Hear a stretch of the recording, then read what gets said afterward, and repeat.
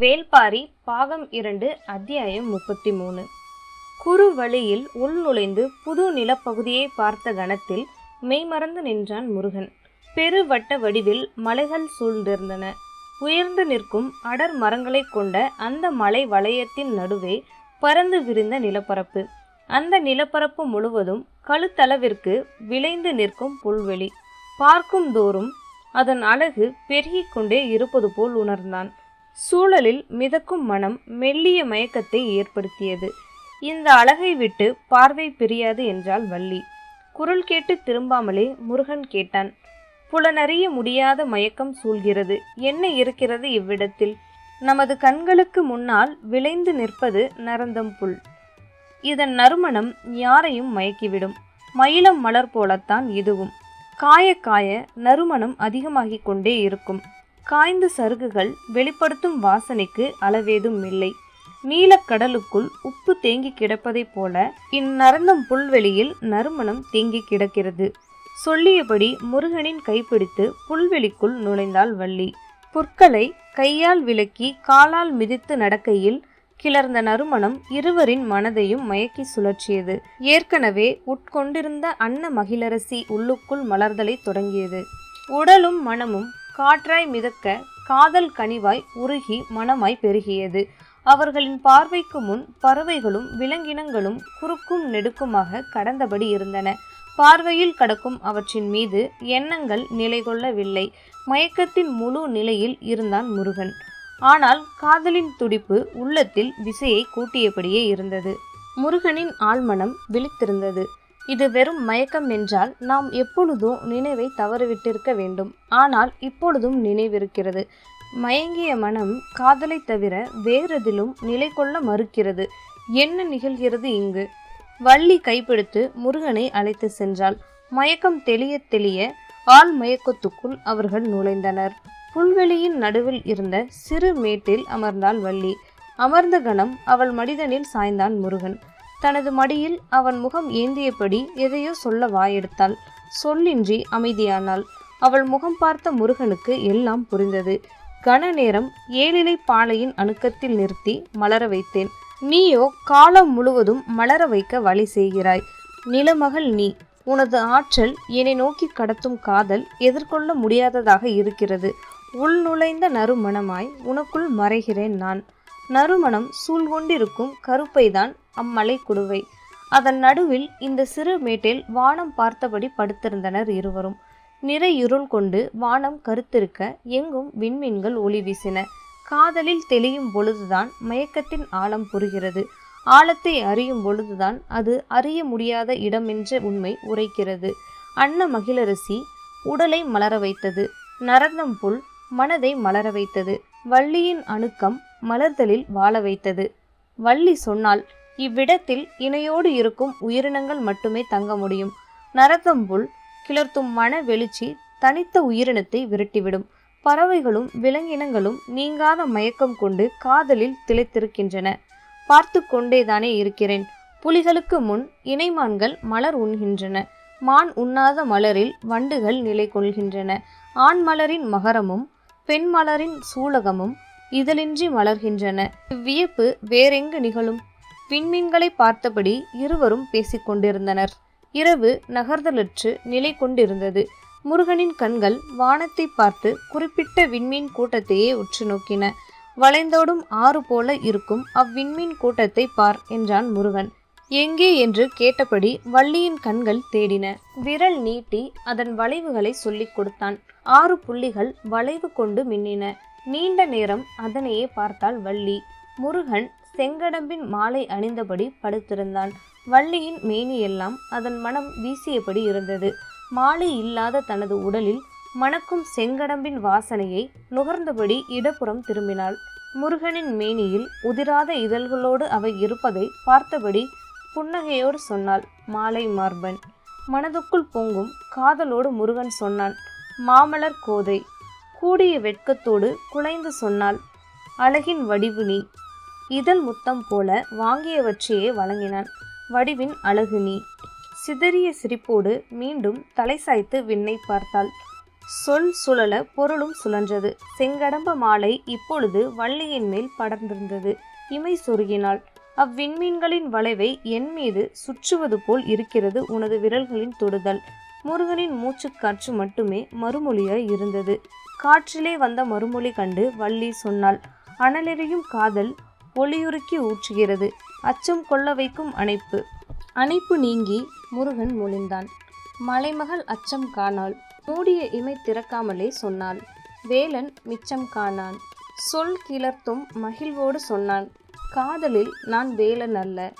வேட்டையில் மறைந்து கொள்வது உனக்கு புதிதல்ல. வள்ளியின் சொல்லுக்கு மறுசொல் வரவில்லை. சில கணம் கழித்து முருகன் சொன்னான், நான் உன்னுள் மறைந்து கொள்கிறேன். நீ என்னை கண்டறியாதே. சரி, ஆனால் உன்னை கண்டறிய உன்னை பின்தொடர்வேன். மறைப்புகள் விலக்கி உன்னுள் புதைந்தெழுவேன். பதிலின்றி இருந்தான் முருகன். அதுவே பதிலாய் அமைந்தது. மறைதலும் தேடலும் கார்காலம் முழுவதும் தொடர்ந்தன. புதைந்தவள் மீண்டாள். மீண்டவன் புதைந்தான். மேகத்தில் தூசி மாறி தும்மல் கொண்டது. பின்னர் கூடும் முகில்களின் கொட்டம் தொடங்கியது. வேப்பமுத்து அளவினை கொண்ட மலை துளிகள் கொட்டி தீர்த்தன. ஒவ்வொரு துளி நீருக்குள்ளும் நரத்தம் புல்லின் மனம் மேலேறியது. மனமேறிய நீரின் துளிகள் வள்ளி முருகனின் வாசனையை கொண்டிருந்தன. புல்வெளியின் பெரும் பரப்பை சுற்றியிருந்த மலை முகடுகளில் எண்ணிலடங்காத பூக்கள் பூத்து குலுங்கின.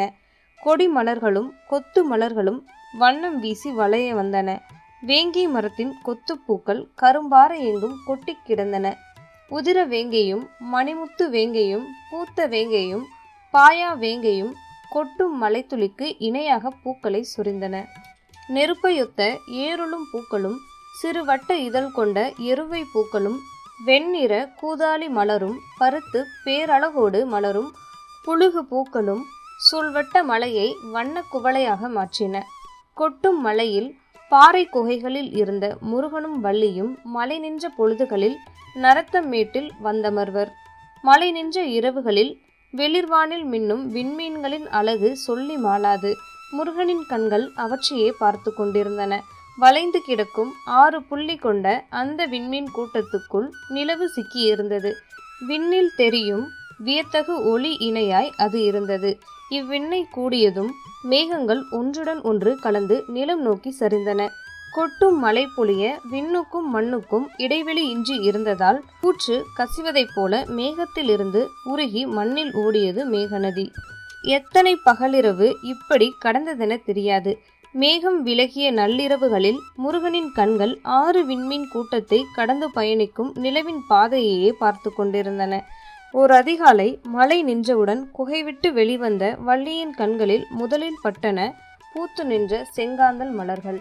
செவ்வொளி வீசும் 6 இதழ்களோடு அவை இருப்பதை பார்த்தபடி முருகனை அழைத்து காண்பித்தாள். அவ்விண்மீன் கூட்டத்தின் சுடர்போல் இம்மலர் 6 இதழ்களை கொண்டுள்ளது என்றாள். செவ்விதழ்களை உற்று பார்த்தான் முருகன். இதழின் அடியில் இளம் பசுமை நிறம் இருந்தது. நடுவில் மஞ்சள் மேவி பின்னர் வெண்மையில் கரைந்தது. மேற்பகுதி இளஞ்சிவப்பு பூண்டு முனை அடர் சிவப்பாய் மிளிரியது. இதே நிறவாகு அவ்விண்மீன் கூட்டத்தில் உள்ளதை முருகனின் கண்கள் பல இரவுகளில் பார்த்துள்ளன. 6 விண்மீனின் அதே குணம் இம்மலரின் 6 இதழ்களிலும் இருக்கின்றன என்றான் முருகன். அப்படியா என்று அவள் கேட்பதற்குள் சொன்னான், இந்நிறங்கள் அனைத்தையும் காதலில் திளைக்கும் வேளையில் உன்னிடமும் கண்டுள்ளேன். வியப்புற்று வள்ளி கேட்டாள், நீ விண்ணை காணும் பொழுதும் என்னைத்தான் கண்டாயா? நீ இன்றி நான் காண விண்ணேது மண்ணேது? சொல்லியபடி செங்காந்தல் மலர் பறித்து வள்ளியின் கூந்தலில் சூடினான். அடர்வானம் கொண்டு கொட்டி தீர்த்த கார்காலத்து அடைமலை விலகத் தொடங்கியது. விரிவானம் மேகமற்று மிதக்க அவ்விண்மீன் கூட்டம் விட்டு நிலவு நகர்ந்தது. நரத்தம் புல் பரப்பில் இருந்து விலகத் தொடங்கினான் முருகன். செங்காந்தல் சூடியபடி அவனுடன் நடந்தாள் வள்ளி. புது இடம் நோக்கி அவளை அழைத்துச் சென்றான் முருகன். மலையுச்சியிலிருந்து அடிவார காட்டுக்குள் கீழிறங்கி வந்தனர். அடைமலையின் கூதிர் பருவம் முடிந்து முன்பனி தொடங்கியது. நடுக்கம் அதிகமாகும் முன்பனி பொழுதில் தங்குவதற்கு கொன்றை மரங்கள் அடர்ந்து கிடக்கும் இடுக்கினை பயன்படுத்தினான். குளிர் சற்றே குறையும் பின்னிரவில் படுத்துறங்க கருங்கொன்றையின் உச்சியில் பரணமைத்தான். பனி நடுக்கம் தாழாமல் முயல்கள் கொன்றையின் மர இடுக்கில் பதுங்கின. அவ்விடுக்கின் உள்ளே கால்களை இறுகணைத்து அமர்ந்திருந்தாள் வள்ளி. வள்ளியின் கணப்பில் அண்டின முயல்கள். இரை தேடி வேட்டைக்கு போன முருகன் திரும்பி வந்தபோது வள்ளியின் கணப்பில் முயல்கள் அண்டியிருப்பதை பார்த்தான். நீள்காது அசைய அவை வள்ளியை நோக்கி திரும்பின. வள்ளியின் முகத்தில் புன்முறுவல் இருந்தது. முருகன் முயல்களை பார்த்து சொன்னான், அவ்விடம் அணையாதீர்கள், பின்னர் ஒருபோதும் விலக மாட்டீர்கள். சொல்லுக்குள் பொறாமை வெளித்தெரியாமல் பார்த்து கொண்டான்.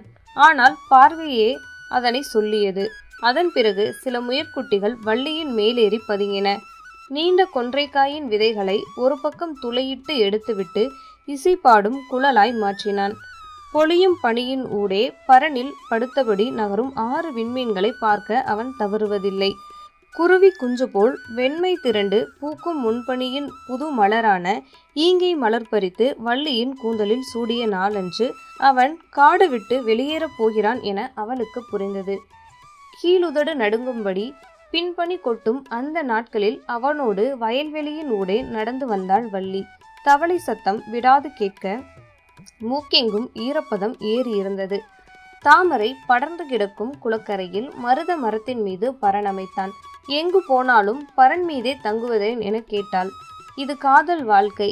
தரையில் தங்கினால் இறுகிய நிலத்தில் கூடலின் வளம் முழுமை கொள்ளாது. வானில் மிதந்தால் கூடலின் இறுக்கம் வலிமை கொள்ளாது. இரண்டும் கலந்த பரனில்தான் நிலம் அசைய வான் நகர நடுவில் நாம் மூன்றிலும் கலப்போம். அதன் பின் மறுமொழி சொல்ல ஒன்றுமில்லை வள்ளிக்கு. பகலும் இரவும் பரன்மேல் மலரும் காதல் கண்டு பறக்கும் நாரைகள் இறகுதிர்த்து போயின. காற்றில் மிதந்து வரும் வெண்சாம்பல் இறகுகளை சேகரித்து கொடி கொண்டு முடிச்சிட்டு வள்ளியின் தலையில் மகுடமென சூட்டினான் முருகன். கால நேரமின்றி மிதந்து கொண்டிருக்கிறேன். இதில் நாரைகளின் இறகுகளை தலையில் அணிவித்தால் பறத்தல் நிறுத்தி ஒருபோதும் தரையிறங்காமல் போவேன் என்றாள் வள்ளி. உனது அணைப்பில் மீள முடியா மயக்கத்தில் கிடந்த எனக்கு அன்ன மகிழரசி கொடுத்து உடலையும் நரத்தம்புல் கொண்டு மனதையும் தெளிவடைய முடியாத திகைப்பில் வீழ்த்தினாயே, அதை விடவா? முருகனின் வினாவிற்கு விடையேதும் சொல்லவில்லை வள்ளி. இக்கை மாறில்தான் காதல் கனல் நீங்கா வெக்கை கொள்கிறது. அணுக்கள் தோறும் துடிப்படங்கா தவிப்பு கொள்கிறது. தவிப்பு நீங்கா அதிகாலையில் பின்பனி பருவத்தை புது மலரான கமுகின் சிறு பூவெடுத்து வள்ளிக்கு சூட்டினான். வயல் தாண்டி கடல் நோக்கி புறப்பட்டனர் இருவரும். கடற்காற்று மேலேறி வந்து தாழை மரங்களுக்கு இடையில் கட்டிய ஊஞ்சல் பரனை ஆட்டிவிட்டு சென்றது. பரன் மீது ஆடிக்கொண்டே வள்ளி சொன்னாள், கரையில் இருந்தும் அலையில் மிதக்கிறோம். மலையிலும் காட்டிலும் வயலிலும் நாம் மிதக்கத்தானே செய்தோம். ஆனால் இப்பொழுதுதான் உப்பேறிய காற்று உடல் தழுவி செல்கிறது. இளவேனில் ஒளிர்கதிர்களால் உடல் சுடுகிறது. இவை அனைத்தும் இவ்வளவு நாளும் உள்ளுக்குள் மட்டுமே நிகழ்ந்தன சொல்லி மகிழ்ந்தாள் வள்ளி. இருவரும் ஆடும் பரனில் படுத்தபடி கடல் பார்த்து கொண்டே இருந்தனர். நீண்ட நேரத்துக்கு பின் வள்ளி கேட்டாள், கடல் ஏன் கரையோடு நிற்கிறது? கரை மீது கொண்டுள்ள காதலால். மறுமொழி அவளை ஏதோ செய்தது. சட்டென அவனை நோக்கி திரும்பியபடி கேட்டாள், அப்படியென்றால் இவர்களைப் போல தழுவல் கொண்ட காதலர்கள் வேறு யாரும் இருக்க மாட்டார்கள் அல்லவா? கேள்வி கேட்ட கணத்திலே மனம் தோல்வியை ஒப்புக்கொள்ள முடியாமல் திணறியது. முக குறிப்பறிந்து முருகன் கேட்டான், என்ன ஆனது? சொல்ல முடியாமல் திணறிய வள்ளியை முருகனின் கைகள் சூழ்ந்த போதும் கடலும் கரையும் பரனில் இருந்தன. இரவு நெடுக அலைகளின் ஓசை கேட்டுக்கொண்டே இருந்தது. அவ்வப்பொழுது தெரித்த நீர்த்துளிகள் காற்றில் வந்தன. விண்மீன்களை பார்த்தபடி இருந்த அவர்களது நாவில் இருந்து சுடுமீனின் வாசனை விலகவே இல்லை. இளவேனிற் காலத்து சுடுவெயில் உச்சத்தில் இருந்த பொழுது கடற்கரை மணல் வெளியில் முள்ளி மாமலர் பூக்கத் தொடங்கியது. அந்நீல நிற பூவை பறித்து பரன் நோக்கி முருகன் வந்தான். அவள் பாலை நிலம் நோக்கி புறப்பட ஆயத்தமாக இருந்தாள். கொடும் பாலையில் அளவில்லாத தொலைவு நடந்தனர் இருவரும். வற்றிய சுனையில் ஒளி மேவி கிடந்தது. பறந்து கிடக்கும் கழுகுகளின் நிழல்கள் மட்டுமே கண்ணில் ஊர்ந்தன. வள்ளியின் பாதங்களில் கொப்பளங்கள் பூத்தன. ஆனாலும் விடாது நடந்தாள். பாலை நிலத்தின் பின்கோடை வெயில் எண்ணிலடங்காத தாவரங்களை மலர செய்கிறது. சுட்டெரிக்கும் மண் மீது ஏதோ ஒரு மூலையில் சிறு மலரொன்று இதழ் விரித்திருப்பதை பார்க்கும் பொழுதெல்லாம் வள்ளியின் முகம் மலர்ந்தது. அழிச்சியும் அலறியும் சுள்ளியும் எருக்கும் இங்கும் அங்குமாக பூத்திருந்தன. இரும்பை பூவின் இனிப்பு பறவை கூட்டங்களை ஈர்த்தது. வேப்பம்பழத்தை தின்ற கைப்புச் சுவை மாற வௌவால்கள் இலும்பை மரத்தை விட்டு நீங்காமல் கிடந்தன. பொன்னிற தனிப்பூவை கோங்கு உதிர்த்த பொழுது அணிலின் முதுகின் மேல் இருக்கும் வரிகளைப் போன்ற ஊகம்பூவும் இணைந்தே கிடந்தது. எப்பொழுதோ வீசும் காற்றில் பறக்கும் மலர்கள் மீண்டும் மண் தொடும்போது சருகின் ஓசையுடனேயே சரிந்தன. மண்ணும் மரமும் காற்றும் சுடுவெயில் ஏந்தி நின்றன. ஏந்திய வெயிலின் இறங்காத சூடு மண்ணெங்கும் நிலை கொண்டது. வழியிழந்த புலிகள் பதுங்கிய இடத்தை விட்டு எழ முடியவில்லை. நீரின்றி அலைந்த செந்நாய்களின் கால் தடங்கள் மட்டுமே மிஞ்சின. எப்புறமும் சுடுவெயில் சூழ்ந்த பாலையின் நடுநிலம் நோக்கி நகர்ந்தனர் வள்ளியும் முருகனும். வள்ளியின் உதடுகள் வெப்ப காற்றில் வெடித்து கிடந்தன. முதுவேனிலின் சுடுபழத்தை சுவைத்து உண்டதன் அடையாளங்கள் அவை. எங்கும் பட்ட மரங்களே நின்றிருந்தன. சிறு பாறையோரம் தனித்திருந்த வாகை மரத்தின் மீது பரணமைத்தான் முருகன். பகல் மங்கிய பொழுது பரநேறி சாய்ந்தனர் இருவரும். இரவானதும் வானமும் சுடுமோ என்று அஞ்ச வைத்தது பகலின் நினைவு. முருகனின் கண்கள் விண்மீன்களை பார்த்து கொண்டிருந்தன. வளைவு கொண்ட அந்த 6 விண்மீன்களும் வானில் தெரியவில்லை. அவை வான்விட்டு எங்கு போயின என கேட்டாள் வள்ளி. எந்த ஒரு வளைவிலும் மறைவுகள் இருக்குமல்லவா? அதே போல அந்த ஒளி வளைவின் மறைவிடத்தில் நாம் இருக்கிறோம். அதனால் பார்வையில் இருந்து தப்பியுள்ளது என்றான் முருகன். அதன் பிறகு அது பற்றி அவள் கேட்கவில்லை. அவை தவிர்த்து எண்ணிலடங்காத விண்மீன்கள் வான்வெளியை பூக்காடாய் மாற்றியிருந்தன. எங்கும் சிதறி கிடக்கும் வான்பூக்களை பார்த்தபடி வள்ளி கேட்டாள். மழை கொட்டி தீர்த்த கார்காலத்தில் நிலமெங்கும் மலர்கள் பூத்து குலுங்கின. அதன் பிறகு இம்முது கோடையில்தான் எண்ணிலடங்காத பூக்கள் பூக்கின்றன. மற்ற பருவங்களில் இவ்வளவு பூக்கள் பூக்கவில்லையே ஏன்? முருகனின் முகத்தில் மெல்லிய சிரிப்பொன்று ஓடி மறைந்தது. அவன் சொல்ல போகும் மறுமொழிக்காக காத்திருந்தான். மறுமொழி ஏதும் வராமல் நேரம் கடந்தது. முருகனின் சிந்தனை வேறெங்கோ இருக்கிறதென நினைத்த வள்ளி தனது கேள்வியில் இருந்து எண்ணத்தை விளக்கினாள். சற்று பொழுது கடந்து முருகன் சொன்னான். எல்லாவற்றிற்கும் காரணம் 6 விண்மீன் கூட்டம்தான். முருகனின் விடை எதிர்பாராததாக இருந்தது. திகைப்புற்ற வள்ளி கேட்டாள். எப்படி? அந்த 6 விண்மீன் கூட்டத்தோடு நிலவு இணைந்திருந்த காலத்தில்தான் கார்மேகங்கள் வானம் எங்கும் நிறைந்திருந்தன. பெருமழை விடாது கொட்டி தீர்த்தது. அதே போல அந்த 6 விண்மீன்கள் கூட்டத்தோடு கதிரவன் இணைந்திருக்கும் இக்காலத்தில் சுடுவெயில் தீயென விடாது பொழிகிறது. நீரும் ஒளியும் தான் மலரென வடிவம் கொள்கின்றன. அதனால்தான் பிற காலங்களை விட இவ்விரு காலங்களிலும் மலர்கள் அதிகமாக மலர்கின்றன. இம்மலர்தலுக்கு காரணம் வளைவு கொண்ட அந்த 6 விண்மீன்கள்தான். முருகனின் விடை முற்றிலும் புதியதாய் தோன்றியது.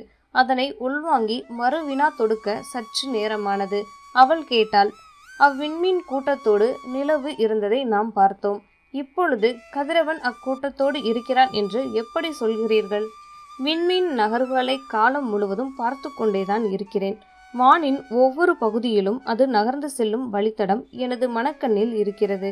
இப்பொழுது அவற்றோடு இணைந்தே கதிரவன் பயணிக்க வேண்டும். பகல் பயணம் அது. அதனால்தான் இரவில் அவ்விண்மீன் கூட்டம் நம் கண்களுக்கு தெரியவில்லை. கால சுழற்சியின் பாதை அதுவே. பதிலுரையால் உறைந்து நின்றாள் வள்ளி. அடுத்து சொல்ல நான் எழாமல் இருந்தது. அதனை கவனித்தபடி முருகன் சொன்னான். உனது முதுகுப்புறத்தை நீ பார்க்க முடியாமல் இருக்கலாம். ஆனால் உன்னால் உணர முடியும் அல்லவா? அதுபோலத்தான் இதுவும். இவ்வுவமைக்கு பின் சொல்ல எதுவும் இல்லை என்று தோன்றியது. ஆனால் இவ்வுவமையே பல சொற்களை சொல்லாமல் தூண்டியது. வேண்டாம் என்று கட்டுப்படுத்தினாள் வள்ளி. ஆனாலும் உருக்கொண்ட வார்த்தைகள் தனக்குத்தானே ஒரு முறையாவது சொல்லிக் கொண்டால் மட்டுமே அமைதி கொள்ளும். எல்லா அணைப்புகளிலும் சூழ்ந்த உனது கைகள் எனது முதுகினையே பற்றியது. காதல் அதனால்தான் இவ்வளவு வெக்கை கொண்டுள்ளதா? சுட்டரிக்கும் அனல் காதலை விட்டு எப்பொழுதும் நீங்காமல் இருப்பது அதனால்தானா? சொற்கள் வேள்விகளாய் உருத்திரண்டபடி இருக்க அனைத்தையும் விழுங்கிவிட்டு ஒரே கேள்வியை மட்டுமே கேட்டாள். எல்லா இரவுகளிலும் வான் நோக்கி பரன் அமைத்தது காதலில் மூழ்கத்தான் என நினைத்தேன். ஆனால் காலத்துள் மூழ்கத்தான் அதனை செய்தாயா? அழகிய சிரிப்போடு முருகன் சொன்னான். நான் காலத்துக்குள் மூழ்கும் போதெல்லாம் காதலுக்குள் தான் மூழ்கினேன். காதல் தானே கால சுழற்சியின் அடையாளம். நிலவும் கதிரும் இயற்கைக்கு பாலூட்டும் 2 மார்புகள். கருணையும் காமமும் சமமாய் சுரக்கும் அவ்வழகிய தனங்களை விட்டு நான் எக்காலமும் அகலாமல் தானே இருந்தேன். அணைப்பு நீங்காமல் அதனை அறிந்தவள் நீதானே. சொல் கிளர்த்தும் காதல் உடலெங்கும் பொங்க செய்வதறியாமல் நின்றாள் வள்ளி. அவளது முகத்தை தனது கைகளில் ஏந்தியபடி முருகன் சொன்னான். கார்மேகம் மலையை கொட்டி தீர்ப்பதற்கும் தீயாய் வெளியில் சுட்டரிப்பதற்கும் அவ்விண்மீன் கூட்டமே காரணம். எனவே அதனை கார்த்தி என அழைக்கலாமா? உனது கைகளை எனது முகமேந்திய கணத்தில் உடலெங்கும் கார்கால குளுமை பரவியது. ஆனால் அணைக்காமல் விலகி நிற்கும் இடைவெளியில் பாலை தீ பற்றி எரிகிறது. வள்ளி வார்த்தையை முடிக்கும் முன்னே இறுக அணைத்தான் முருகன். கார்கால குளுமையின் மீது பற்றி எரிந்தது தீ. கார்த்தி. இதோட அத்தியாயம் 33 முடியுது ஃப்ரெண்ட்ஸ். அடுத்த வீடியோவில் அத்தியாயம் 34 பார்க்கலாம். இந்த வீடியோ உங்களுக்கு பிடிச்சிருந்ததுன்னா லைக் பண்ணுங்கள், ஷேர் பண்ணுங்கள், மறக்காமல் சப்ஸ்கிரைப் பண்ணுங்கள். நன்றி.